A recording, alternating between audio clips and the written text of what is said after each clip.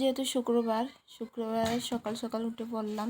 আজকে ছেলে মাদ্রাসাও নাই, তাই সংসারে টুকিটাকি কাজও করে নিলাম। এর পাশে ফ্রিজটা পরিষ্কার করে নিছি। তারপরে দুপুরে রান্না বান্না করে নিলাম। তারপরে আজকে কী রান্না বান্না করলাম সব মিলিয়ে থাকছে আজকে ভিডিও। ভালো লাগলে লাইক কমেন্ট শেয়ার করে দিবেন আর আমাকে একটু সাপোর্ট করবেন।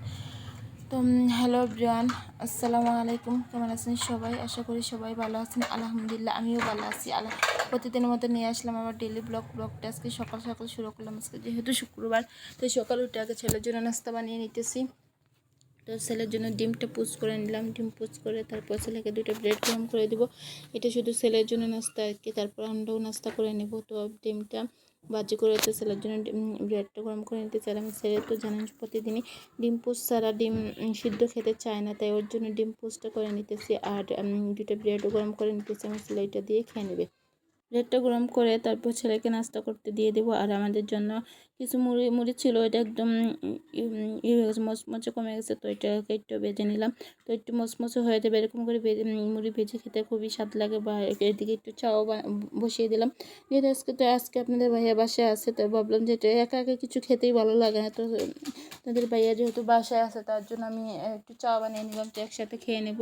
তো এখানে চা বানিয়ে নিয়েছি, আর ছেলেকেও চা দিতে হবে। তো সকালে নাস্তাটা করে তারপরে একটু আজকে ফ্রিজটা পরিষ্কার করার জন্য চলে আসলাম। তো ফ্রিজে অনেক বরফ জমে গেছে, তো এক এক করে সব বরফগুলো তুলে নিচ্ছি। তুলে তারপর ফ্রিজটাকে সুন্দরভাবে পরিষ্কার করে নিলাম। আর দিক দিয়ে কারেন্টও নাই, কী পরিস্থিতি! রান্নাবান্না করতে আজকে সময় লাগবে।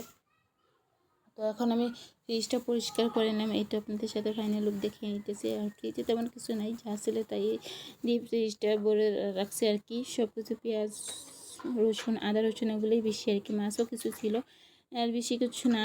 তো ফ্রিজটা পরিষ্কার করে তারপর দুপুরে রান্নার জন্য চলে আসলাম। তো আজকে মিষ্টি কদু ভাজি করবো আর ডাল রান্না করবো। যেহেতু কারেন্ট নাই, তাই আমি ডালটা ভিজিয়ে রাখছিলাম। ডালটা আমি পাঠায় পিষে নিছি। তো এদিকে আমি মিষ্টি কুমড়োটা ভাজি বসিয়ে দিতেছি। তো রসুন দিয়ে বাগার দেবো আর কি। তো আমি একটু আগে রসুন দিয়ে দিলাম, দিয়ে তারপর পেঁয়াজ মরিচ দিয়ে তারপর আমি মিষ্টি কদুটা ভাজি করে নেব। তো এরকম করে রান্না করলে খেতে স্বাদই হয়। তো লবণ দিয়ে দিলাম, হলুদ দিয়ে দিলাম, দিয়ে তারপর মিষ্টি কদুটা ভাজি করে নিতেছি। আর ওদিকে ডালটাও বসিয়ে দেবো, যেহেতু ডালটা আমি পিষে নিচ্ছি, সিদ্ধ করার আর সময় পাইছি না। তো এদিকে আমি কদুটা দিয়ে দিলাম, দিয়ে নাড়াচাড়া দিয়ে ঢাকনা দিয়ে রেখে দেবো, যাতে এদিক দিয়ে আমার মানে মিষ্টি লাউটা হয়ে যায় আর কি। তো আমাদের বাসায় অনেকে মিষ্টি কদু মানে লাউকে কদু বলে থাকি, তাই কদু বললাম আর কি। তো এখানে লাউটা বসিয়ে তারপর ডালটা বাগার দিয়ে দিতেছি। তো ডালটা বেশ কিছুক্ষণ আর কি আর একটু জাল খাইতে হবে, যেহেতু আমি সিদ্ধ করে নিই আগের থেকে। তো পাটায় পিষে নিছি আর কি। তো লবণ হলুদ সব কিছু দিয়ে তারপর আমি ডালটাও দিয়ে দেবো। ডালটা একদম ম্যাশ করে নিচ্ছি আর কি, একদম সাদা হয়েছে। এটার মধ্যে অনেক হলুদ দিয়েছি, তবে আর হলুদের কালার আর আসে নাই। তো এখানে একটু সময় আমি জাল খেয়ে নেব। তারপর এদিকে আমি মিষ্টি লাউটাও আমি নাড়াচাড়া দিয়ে দিতেছি, মানে দুই চুলা বসিয়ে দিচ্ছি। আজকে যেহেতু কারেন্ট নাই, তার জন্য একসাথে একবারে রান্না করে নিতেছি। তো এদিকে আমার ডালটাও একটু জাল খেয়ে নিচ্ছি। তারপর পরিমাণ মতো পানি দিয়ে দেবো, ডালের যতটুকু পানি লাগে আর কি। তো দিয়ে তারপর ডালটাও রান্না করে নেব। বেশ কিছুক্ষণভাবে ডালটা জাল দিয়ে নিলাম। তো কে কীরকমভাবে ডাল রান্না করেন কমেন্ট করে বলে দেবেন। তো আমি আজকে এরকমভাবে নতুন সিস্টেমে ডাল রান্না করলাম, খেতে ভালোই লাগছে। তো ডালটাতে একটু ধনিয়া পাতা দিয়ে দিলাম, ধনিয়া পাতা দিয়ে তারপর ডালটা ঢাকনা দিয়ে রেখে দেবো আর বেশ কিছুক্ষণের জন্য। আর এদিকে লাউতেও ধনিয়া পাতা দিয়ে দিলাম, ধনিয়া পাতা দিয়ে তারপর লাউটাও আমি রান্না করে নিতেছি। তো এদিকে আমার লাউটাকে আমি ঢাকনা দিয়ে রেখে দিলাম। আর এদিকে চালটাও বেছে নিতেছি। ভাবলাম যে ভাতটাও বসিয়ে দিই, তো একসাথে সব রান্না বান্না হয়ে যাবে।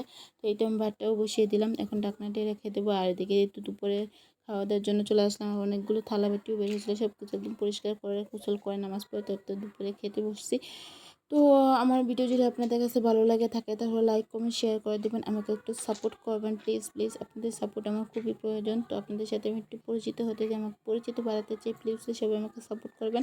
তো আমার ভিডিও যদি আপনাদের কাছে ভালো লাগে থাকে, প্লিজ লাইক কমেন্ট শেয়ার করে দেবেন। আজকের মতো এখানে বিদায় নিচ্ছি। আল্লাহ হাফেজ।